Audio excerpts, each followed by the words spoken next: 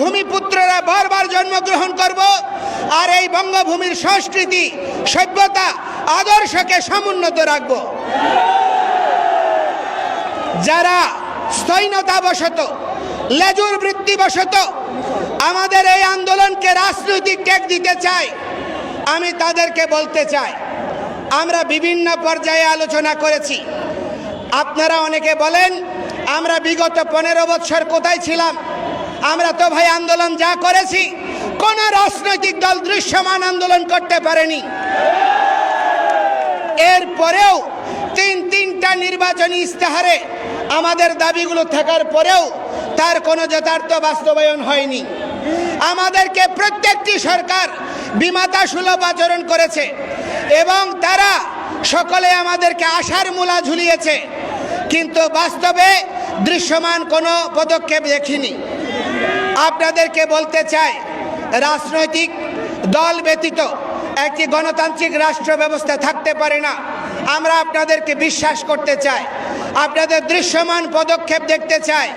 3 কোটি জনসাধারণকে অন্ধকারে রেখে এবং সনাতনী সংখ্যালঘুদের অস্তিত্বকে বিপন্ন করে এই দেশ গণতান্ত্রিক দেশ থাকবে না। বাংলাদেশে শুরু হয়ে গিয়েছে, বাংলাদেশে পতাকা পরিবর্তনের, সঙ্গীত পরিবর্তনের, সব কিছু পরিবর্তনের, ভাষা পরিবর্তনের অপপ্রয়াস কেউ দেখাতে শুরু করেছে। এই পরিবর্তন যদি অব্যাহত থাকে এই দেশে উপনিবেশিক শক্তি ভূরাজনৈতিক খেলোয়াড়রাই খেলতে পারবে। আপনারা ফুটবল হবেন, আপনারা খেলোয়াড় হতে পারবেন না। আমি আপনাদেরকে বলতে চাই, কখনো আপনারা আমেরিকা, কখনো চায়না, কখনো রাশিয়া, কখনো ইন্ডিয়া, এদের দাসত্ব করেছেন প্রতিটি রাজনৈতিক দল। আর হিন্দুরা আন্দোলন করলে তাদেরকে ইন্ডিয়ান টেক দেবেন, তাদেরকে আওয়ামী লীগের টেক দেবেন, এইটা আমরা কখনো মেনে নেব না। সাতকানিয়া, ফিরোজপুর, বরিশাল, সেখানে জামায়াত, বিএনপি, ইসলামিক দলগুলো নির্বাচনে বিজয়ী হয়, সেখানে মেজরিটি অথবা নির্ণায়ক ভোট হচ্ছে হিন্দুদের, তাহলে তারা সেই হিন্দুরা কি আওয়ামী লীগ করেছে? চট্টগ্রামে 57 জন হিন্দু আওয়ামী লীগের সঙ্গে যুক্ত, 213 জন বিএনপির সঙ্গে যুক্ত। তাহলে আমাদেরকে কি কারণে ইচ্ছাকৃতভাবে দলীয় ট্যাগ দিচ্ছেন? এবং অতিশয় দুর্ভাগ্যের বিষয়, একজন সমন্বয়ক বলল আমরা দুর্গতি ডেকে এনেছি হিন্দুরা নৌকাকে ভোট দিয়ে।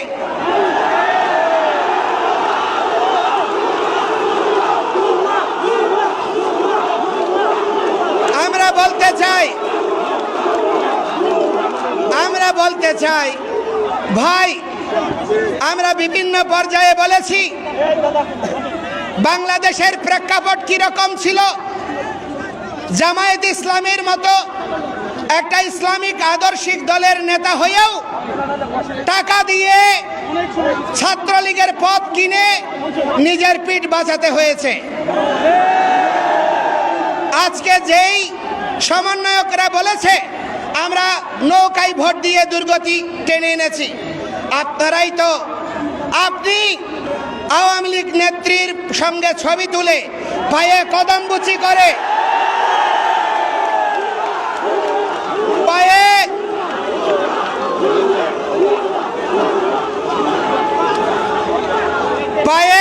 পায়ে কদমবুচি করে ছাত্রলীগের পথ নিয়ে দলীয় কর্মকাণ্ড করে আজকে আপনি হয়ে গিয়েছেন আওয়ামী বিদ্বেষী, অথবা আপনি হয়ে গিয়েছেন গণজাগরণের অভ্যুত্থানের নায়ক।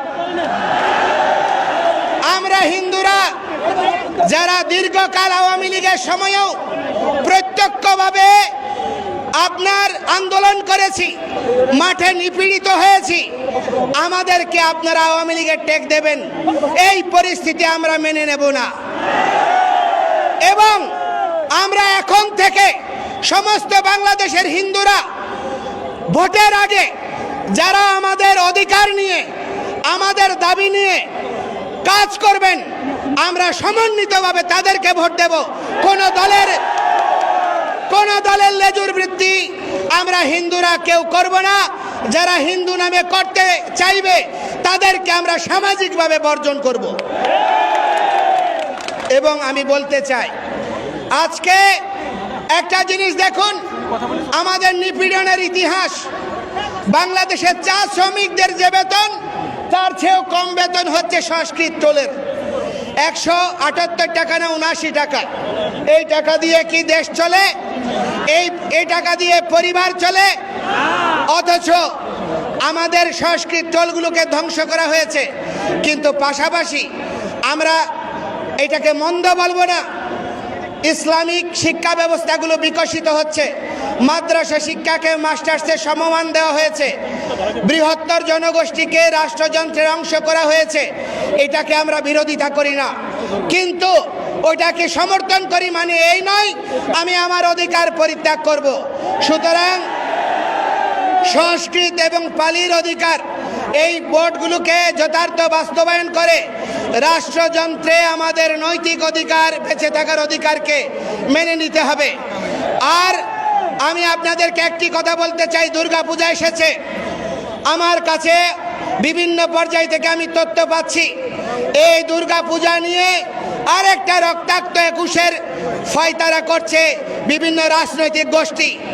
এই জন্য এবার কোনো হিন্দু আপনারা পূজাতে বেড়াতে যাবেন না, কোনো হিন্দু ডিজে বাজাবেন না, কোনো হিন্দু অতিরিক্ত লাইটিং করে অন্যের পকেট ভারী করবেন না। ওই বর্ধিত টাকা দিয়ে যুবকদেরকে খাবার দিয়ে তাদেরকে পরিপোষণ করে তাদেরকে প্রতিটি মন্দিরকে সুরক্ষার ব্যবস্থা করবেন।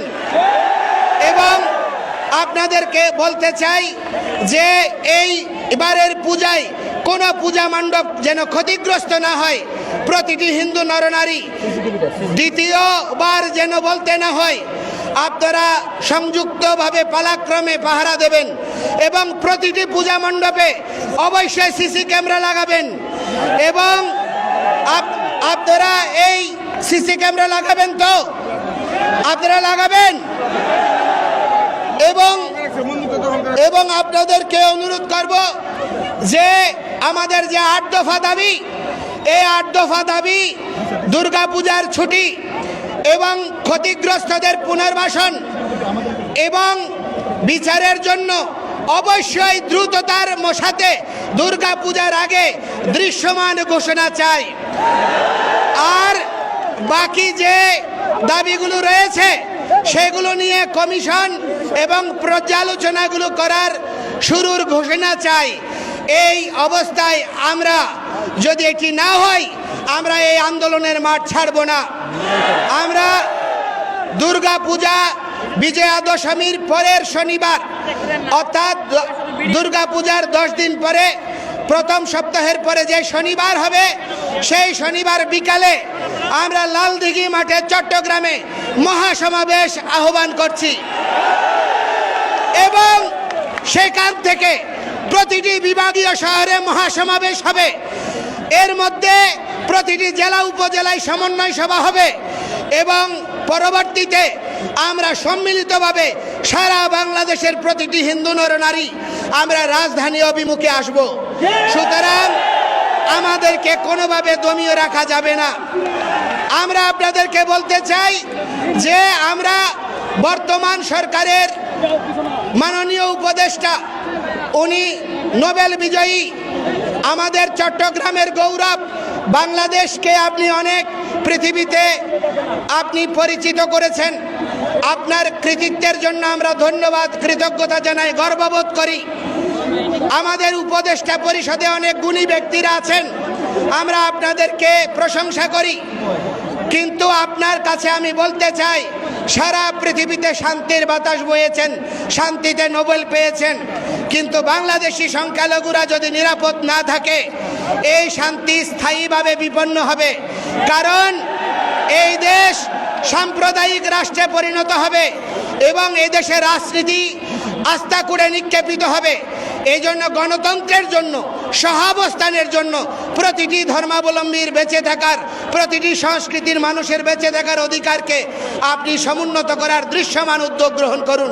আমরা আপনার সঙ্গে থাকব এবং প্রগতিশীল একটি দেশ বিনির্মাণে সনাতনীরাও বলিদান দিয়েছে, অতীতে ছাত্র আন্দোলনেও দিয়েছে, ভবিষ্যতেও দেবে। কিন্তু আমাদের ন্যায্য অধিকারকে, ন্যায্য দাবিকে, ন্যায্য আন্দোলনকে বিপদগ্রামী করবেন না, বিভ্রান্ত করবেন না। গতকাল একটা ইউটিউব চ্যানেলে বলেছে ধর্মীয় উস্কানি দিয়ে সারা দেশে দাঙ্গা লাগানো হবে। আজকের সমাবেশে আওয়ামী লীগের প্রেতাত্মারা নাকি টাকা খরচ করেছে। আজকে সেই রকম কিছুই হয়নি। আমি বলতে চাই, এই ইউটিউব চ্যানেলের বিরুদ্ধে সরকার ব্যবস্থা গ্রহণ না করলে আমরা স্বরাষ্ট্র মন্ত্রণালয় ঘেরাও করতে যাব।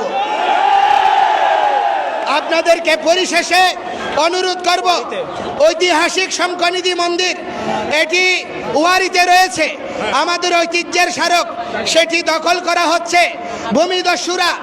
আমি অনুরোধ করব আপনারা সকলে সেই প্রতিষ্ঠান উদ্ধারের জন্য, দুর্গাপূজা করার জন্য সেখানে যথাযথ ব্যবস্থা গ্রহণ করবেন। এবং আমি পরিশেষে আপনাদের সকলকে বলবো, আপনারা যে এখানে নবজাগরণের অভ্যুদয় ঘটিয়েছেন, সাধু সন্তরা এই আন্দোলনের শিরোভাগে থাকবে। ছাত্ররা তারা এই আন্দোলনের যোদ্ধা, আর পেশাজীবীরা তারা আমাদের পরিপোষক। আমরা সম্মিলিতভাবে এগিয়ে যাব। কোনো বিভক্ত হওয়ার সুযোগ আর দেওয়া হবে না। কোনো ধর্মীয় সংগঠন অথবা কোনো সনাতনী নাম ব্যবহার করে কোনো আপনার যদি প্রতিষ্ঠান এই আন্দোলনে যোগদান না করে, নিষ্ক্রিয় ভূমিকা পালন করে, তাদেরকে সামাজিকভাবে বর্জন করুন। আমরা প্রথমত হিন্দু, আমরা আর্যপুত্র, আমরা সনাতনী, আমরা বঙ্গ সন্তান। সুতরাং কোনোভাবেই আমাদের ন্যায্য অধিকার চাওয়াকে রাজনৈতিক টেক লাগাবেন না। আমরা আপনাদেরকে আবার বলতে চাই, অতীতে আমার মুসলমান ভাইদের আন্দোলনকে, ইসলামী আন্দোলনকে জঙ্গি অথবা পাকিস্তানপন্থী টেক দিয়েছে।